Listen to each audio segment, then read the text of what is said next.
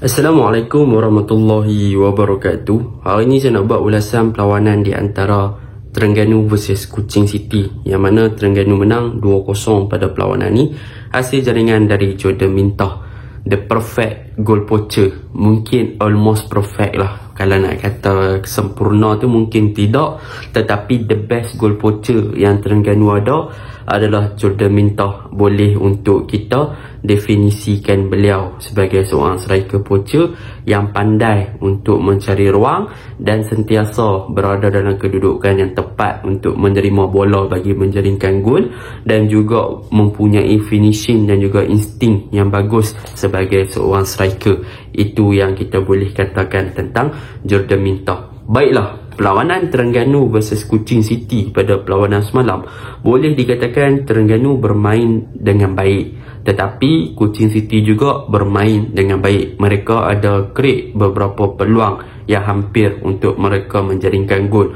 Bahkan mereka juga ada build up play yang bagus, combination play berhampiran di box, bagaimana mereka penetrate dan juga exploit kawasan Terengganu yang terdedah di backline, dan mereka ada peluang, namun disebabkan ketangkasan dari Suhaimi Husin yang cepat untuk membaca gerakan-gerakan yang dilakukan oleh pasukan Kuching City, berjaya untuk menafikan beberapa percubaan lah. Jadi tanpa membuang masa, mari kita masuk ke dalam ulasan perlawanan. Untuk ulasan perlawanan kali ini, saya akan mulakan dengan pasukan Terengganu.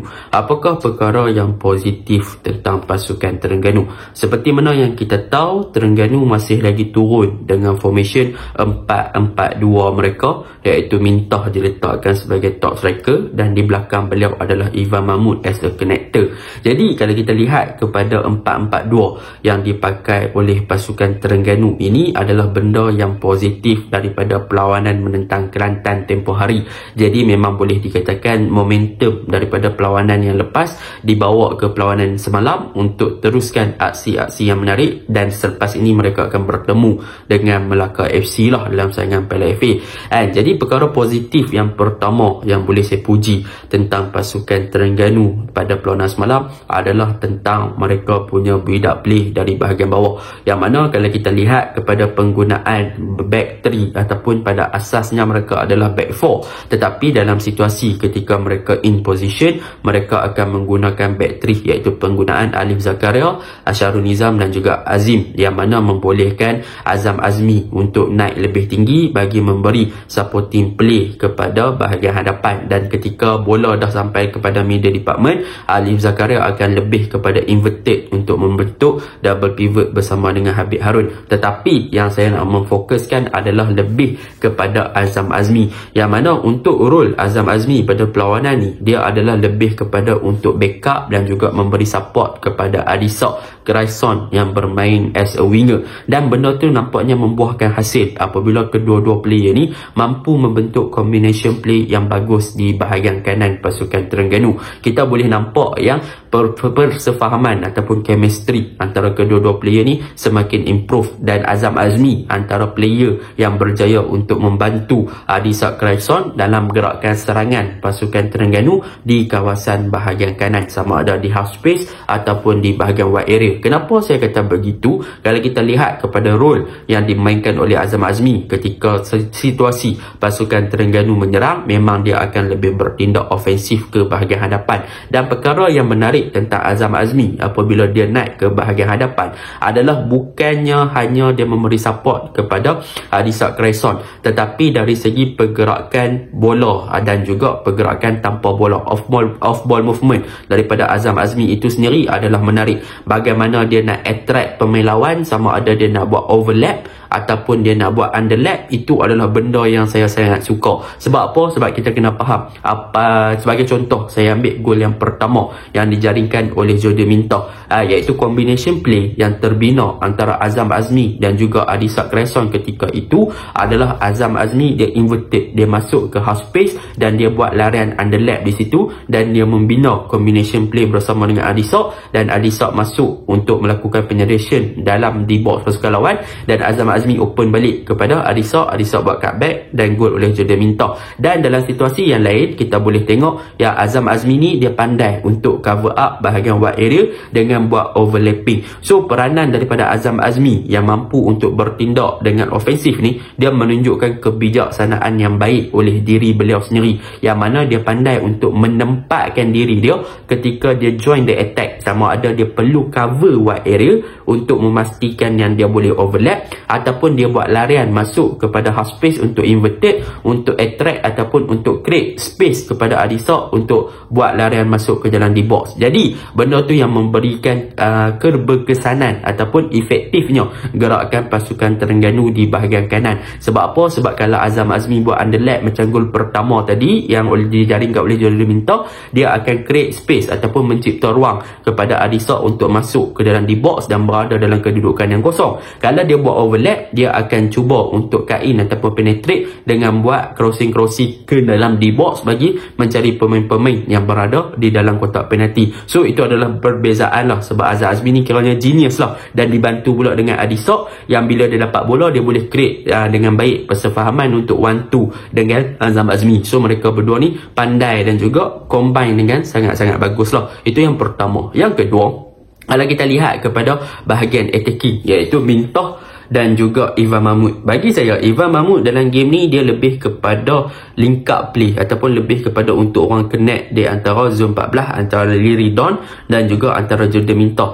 Tetapi in term of contribution kepada bahagian attacking, Ivan mungkinlah tak memberi contribution yang banyak daripada segi create chance ataupun mencipta peluang ataupun killer passing. Tetapi apa yang ada pada Ivan Mahmud ni adalah lebih kepada shooting, yang mana kalau kita lihat dia ada ruang ataupun space untuk melakukan shoot ataupun percubaan, dia akan buat satu percubaan yang berbahaya ke arah gawang pihak lawan. Itu adalah advantage untuk dia lah. Selain daripada tu, saya tak nampak something yang wow ataupun big factor untuk dia. Tetapi untuk Jordan Minta, yes, memang dia improve gila. Kalau kita lihat performance dia dengan Liga Perdana ataupun Liga Premier season lepas, memang nampak yang dia adalah as a good goal poacher. Tetapi saya tak sangka lah yang dia punya improvement untuk bersaing dalam Liga Super mampu orang kata apa sampai tahap ni. Bermaksud dia improve banyak. Contohnya daripada segi decision making, daripada segi space untuk dia exploit, daripada segi turning, bagaimana apabila dia receive the ball, and so dia cepat untuk memberi reaksi kepada bola yang dia diterima. So dia cepat untuk buat decision, dia cepat untuk sudahkan. Contohnya gol kedua dia dapat daripada Habib Harun, yang mana dia buat larian between the centre back, two centre back, lepas tu dia receive the ball, dia turn, dia shoot. Memang orang kata apa, dia dah improve banyak daripada percubaan dan juga apa yang perlu dia lakukan sewaktu dia sebelum menerima bola dan selepas dia menerima bola. Itu yang menjadikan dia antara top scoring untuk pasukan Terengganu buat masa sekarang, dan saya harap dia boleh continue perform sebagai top scorer untuk pasukan TFC sebagai goal poacher, sebab dia memang bagus. Nak banding dengan Mintah dengan Adisak, Adisak lebih kepada wide area winger, Ivan lebih kepada untuk cover up di belakang dia, dan Mintah lebih kepada untuk gol lah. Dia mempunyai finishing yang lebih baik berbanding daripada Ivan dan juga Adisak lah. So benda ni lebih kita kena faham lah.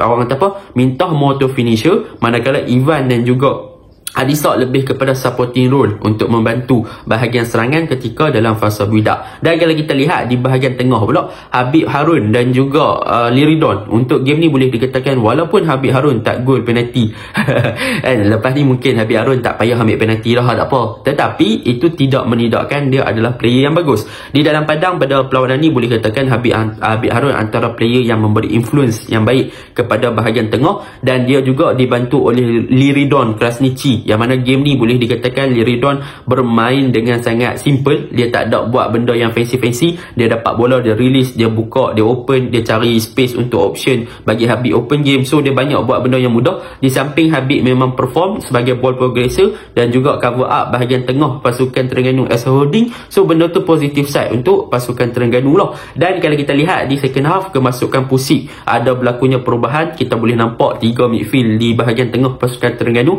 Liridon, Habib dan juga Pusip, yang mana kemasukan Pusip ni pun adalah benda yang positif bagi saya. Sebab apa? Sebab dia ada quality vision untuk jadi deep lying playmaker. Sebab dia punya hantaran long ball tu memang on point. Ada beberapa hantaran yang dia lakukan hampir untuk mencipta jaringan kepada Terengganu, antaranya kepada Syafiq Ismail yang buat larian dan sebagainya. So bagi saya dia ada quality long passing yang bagus. Tetapi apabila bola dapat kat Syafiq Ismail, dia ada big chances lah, boleh dikatakan peluang terbuka sepatutnya gol kan. Tetapi sayang Syafiq Ismail kalau dia improve dari segi decision making, lebih tenang dan lebih bagus dari segi execution, saya rasa dia boleh score untuk pasukan Terengganu lebih pada 2 pada perlawanan semalam kan. Tapi saya harap Syafiq Ismail improve lah bab-bab tu. Jadi boleh dikatakan in term of gameplay, kita nak nampak urgency ataupun nak masuk kat final third pasukan lawan tu agak kurang. Tetapi in term of improvement berbanding game-game sebelum ni, Terengganu dah boleh mengekalkan konsentrasi. So benda ni boleh katakan Tommy punya tactical dah mula untuk diadaptasikan oleh pemain-pemain TFC. So benda ni positif lah. Saya harap Terengganu boleh kekal konsisten dengan gameplay macam ni, sebab benda tu akan membawa Terengganu